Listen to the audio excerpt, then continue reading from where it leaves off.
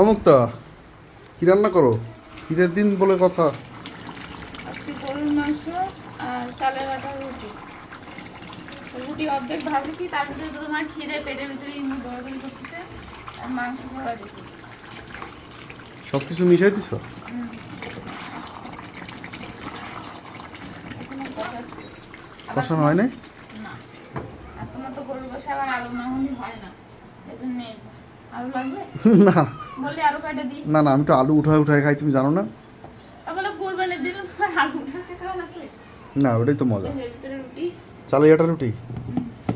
আর কিছু এখনো ভাজা বাকি আছে, হবে না আরো দেবো। না। ঠান্ডা গরম হলে ঠান্ডা লেগে গেছে। হুম।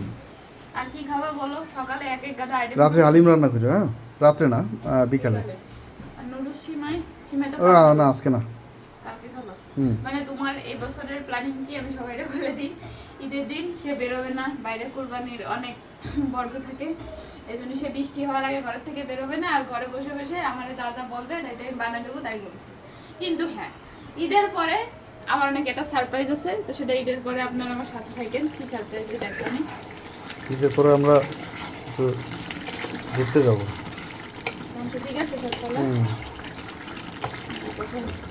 চর্বি বেশি করে দিছো তো উঠে? হ্যাঁ, সব জায়গার মাংস তাই না মুখটা এই যাবো একটু একটু করে। আমার হাড়িটা না। ছোট, নাহলে আরো বেশি করে রান্না করে দেবো। আর দুইজন মানুষ হয়, আর কত রান্না তুমি? সেটাও ঠিক। আমরা মানুষ মাত্র দুইজন, আড়াইজন। ওই তো আড়াইজন, আরেকজন তো কি বলে হাফ। Half ticket. যাই হোক, আর কিছু করিনি সেরকম, এখন যা যা করবা সাথে সাথে বানাই দিব। দুজন মানুষ বেশি বেশি করে লাভ নেই। না, আর কত কিছু কি আইটেম করার চিন্তা করছি, এখনো বারবিকিউ করবো, আর অনেক কিছু করবো।